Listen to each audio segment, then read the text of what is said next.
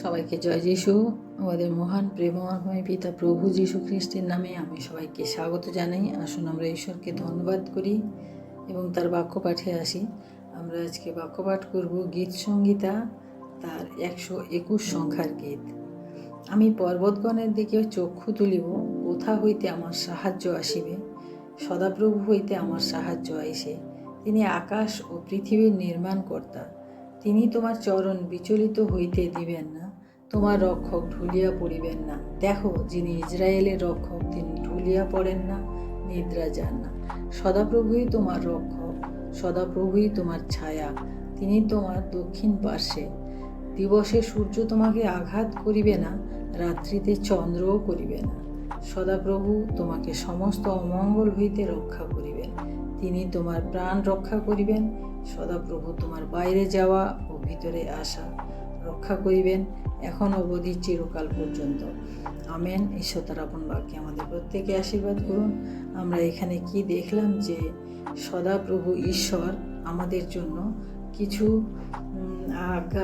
কিছু প্রতিজ্ঞা, এখানে প্রতিজ্ঞাই বলবো যে তিনি আমাদের জীবনে চলার পথে আমরা কিভাবে ঈশ্বরের সাথে চলবো সেই বিষয়ে তিনি কিছু প্রতিজ্ঞা করেছেন, কিছু দিয়েছেন, যেটা আমরা যদি সেগুলো মান্য করি তাহলে আমাদের চলার পথটি আরও সুন্দর হবে।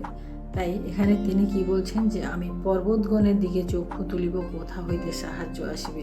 আমাদের সাহায্য, আমরা প্রত্যেকের জীবনে আমাদের কোনো না কোনো সময় আমাদের অন্যের সাহায্যের প্রয়োজন থাকে।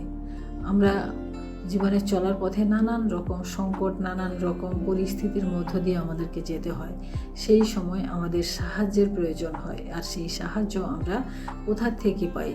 আমরা এখানে ঈশ্বরের বাক্য বলে যে আমরা পর্বতগণের দিকে চক্ষু তুলি, কারণ ঈশ্বর আমাদেরকে সেই সাহায্য করবেন। আমরা যদি মানুষের কাছে সাহায্য নিই বা মানুষের কাছে সাহায্যের হাত বাড়াই, সে একসময় আমাদেরকে নিরাশ করতে পারে, হতাশ করতে পারে, কিন্তু ঈশ্বর কখনোই আমাদেরকে নিরাশা বা হতাশা করবেন না। সেই জন্য আমাদের সবসময় সাহায্য উপর হইতে আসে, ঈশ্বর হইতে আসে। সেই চিন্তাভাবনা আমাদেরকে করতে হবে এবং সেইভাবে আমাদেরকে চলতে হবে। সদাপ্রভু হইতে আমার সাহায্য আসে। তিনি আকাশমণ্ডল ও পৃথিবী নির্মাণকর্তা, অর্থাৎ এই সমস্ত ভূমণ্ডলের সমস্ত কিছু নির্মাণকর্তা যে ঈশ্বর, তার কাছে সমস্ত কিছুই রয়েছে। তার জন্য আমাদের সাহায্যের দরকার হলে আমরা যেন ঈশ্বরের কাছে আমাদের যাচনা সকল আমরা করি। তিনি তোমার চরণ বিচলিত হইতে দিবেন না, তোমার রক্ষক ঢুলিয়া পড়িবেন না। অর্থাৎ আমাদের চরণকে, অর্থাৎ আমাদের চলার পথকে কখনোই তিনি বলছেন যে কি বিচলিত হতে দেবেন না। আমরা কখনোই পড়ে যাব না, কারণ তিনি আমাদিগকে পরিচালনা করেন, তিনি আমাদিগকে পরিচালনা করবেন যদি আমরা ঈশ্বরের সাথে আমাদেরকে নিজেদেরকে আমরা স্থির রাখতে পারি। কারণ তিনি কখনো ঢুলিয়া পড়েন না। আমরা যত বিপদে, যত কষ্টের মধ্যে থাকি না কেন, আমরা অনেক সময় আমাদের দুঃখের রাত মানুষ বলে যে শেষ হয় না, কিন্তু শেষ হয়। ঈশ্বর আমাদের সহবর্তী থাকেন, তিনি কখনো নিদ্রা যান না। তার জন্য তিনি আমাদের সহবর্তী থাকেন। দেখো, যিনি ইসরায়েলের রক্ষক, তিনি ঢুলিয়া পড়েন না, নিদ্রা যান না। কারণ যিনি আমাদেরকে সৃষ্টি করেছেন সেই ঈশ্বর কখনো ঢুলিয়ে পড়েন না, কখনো নিদ্রা যান না। সদাপ্রভুই তোমার রক্ষক, তোমার সদাপ্রভুই তোমার ছায়া, তিনি তোমার দক্ষিণ পার্শ্বে। অর্থাৎ এখানে কি বলে যে সদাপ্রভু ঈশ্বরই আমাদের রক্ষক। আমরা যত পাহারা, যত সিকিউরিটির ব্যবস্থা করি না কেন, ঈশ্বর যদি রক্ষা না করেন তাহলে কিছুই রক্ষা পায় না। এখানে আমাদের বাক্য বলে যে ঈশ্বর যদি নগর রক্ষা না করেন তাহলে কি বলে, যারা রক্ষকরা তারা বৃথাই চেষ্টা করে। তাই আমাদেরকে ঈশ্বর সবসময় আমাদেরকে রক্ষা করেন। তাই আমরা ঈশ্বরের উপরে আমাদের ভরসাকে, আমাদের আস্থাকে যেন আমরা ঈশ্বরের উপরে রাখি। দিবসে সূর্য তোমাকে আঘাত করিবে না, রাত্রিতে চন্দ্রও করিবে না। আমরা যখন সারাদিন ঘর থেকে বেরোই বা সারাদিনের আমাদের কাজকর্মের মধ্যে কত আঘাত, কত খারাপ কিছু আমাদের জীবনে আসতে পারে।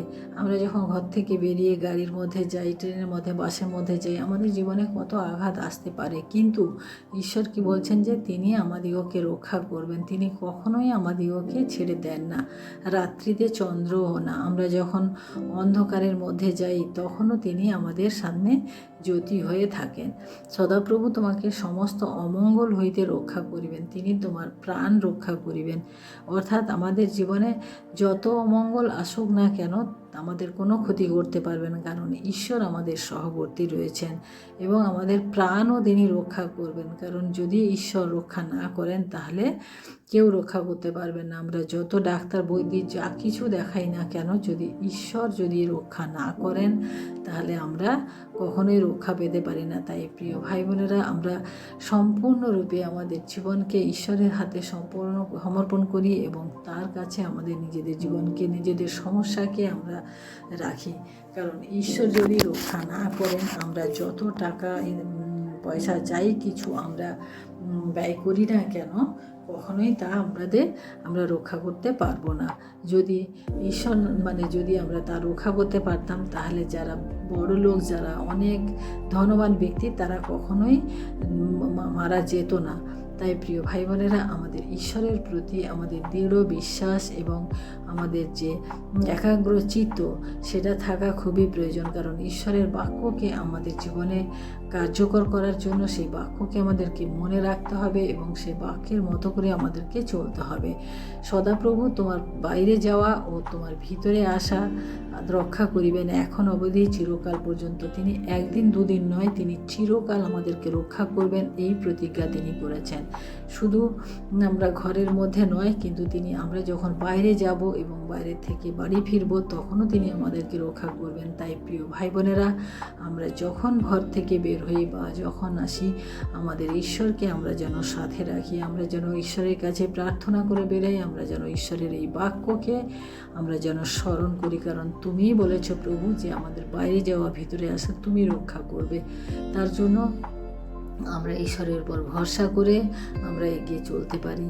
প্রিয় ভাই বোনেরা, আজকে আমরা এখানে যা দেখলাম যে আমাদের সমস্ত কিছু সাহায্য তিনি করবেন, তিনি আমাদের সমস্ত অমঙ্গল হতে তিনি আমাদেরকে রক্ষা করবেন, তিনি আমাদেরকে শত্রুর হাত হতেও তিনি রক্ষা করবেন, আমাদেরকে কেউ আঘাত করতে পারবে না। দিবসে চন্দ্রও না হবে, রাত্রিতে দিবসে সূর্যও না, রাত্রিতে চন্দ্রও না।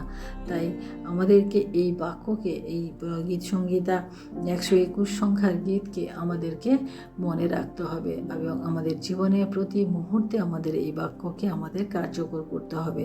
তাই আসুন, আমি আজকে এই ছোট্ট মেসেজের মধ্যে দিয়ে, ছোট্ট বাক্যের মধ্য দিয়ে আমরা আজকে ঈশ্বরকে ধন্যবাদ করি এবং প্রার্থনা করি। Hallelujah, hallelujah, hallelujah. ধন্যবাদ করি প্রভু গো, তুমি আমাদের জন্য এত সুন্দর প্রতিজ্ঞার বাক্য তুমি দিয়েছ প্রভু। এই বাক্য যেন আমরা মেনে চলি প্রভু এবং এই বাক্যের দ্বারা যেন আমরা চলতে পারি। তুমি সাহায্য করো প্রভু। তুমি বলেছ প্রভু, তুমি আমাদের বাইরে যাওয়া ভিতরে আসা তুমি রক্ষা করবে এখন থেকে চিরকাল পর্যন্ত। কারণ তুমি সেই জীবন্ত ঈশ্বর, অনন্তকালীন ঈশ্বর, যে আমাদেরকে অনন্তকাল পর্যন্ত প্রভু তুমি আমাদের সাথে সাথে থাকো প্রভু। আমরা এই জগতে এসেছি প্রভু, তুমি আমাদেরকে এই জগতে রেখেছো, কিন্তু প্রভু এই জগৎ থেকে আমরা যখন চলে যাব সেই জগৎ, সেখানে প্রভু তোমার সে অনন্ত জীবন রয়েছে প্রভু। সেই অনন্ত জীবনে আমরা প্রবেশ করব। তাই প্রভু তোমার এই বাক্যের মধ্য দিয়ে প্রভু আমাদের জীবনকে প্রভু তুমি ধরো প্রভু, এবং আমাদের এই জীবনে আমরা যেন চলার পথে আমাদের যা কিছু সমস্যা, যা কিছু রয়েছে প্রভু, আমরা যেন সমস্ত কিছু তোমার কাছে নিয়ে আসি প্রভু। কারণ আমাদের সাহায্য করার মতো এই জগতে আর কেউ নেই প্রভু। কারণ একমাত্র তুমি ঈশ্বর এবং তুমি সেই প্রতিজ্ঞা করেছো, তুমি আমাদেরকে সাহায্য করবে। ধন্যবাদ করি প্রভু। আজকে এই দিনের ভার প্রভু তোমার হস্তে রাখি। সমস্ত মহিমা, গৌরব, প্রশংসা তোমাকে দিয়ে এই বিনতি প্রার্থনা চাই আমাদের মুক্তিদাতা ত্রাণকর্তা প্রভু যীশু খ্রিস্ট তোমারই নামে, আমেন। সবাইকে জয় যীশু। সবাই ভালো থাকবেন, সুস্থ থাকবেন। জয় যীশু।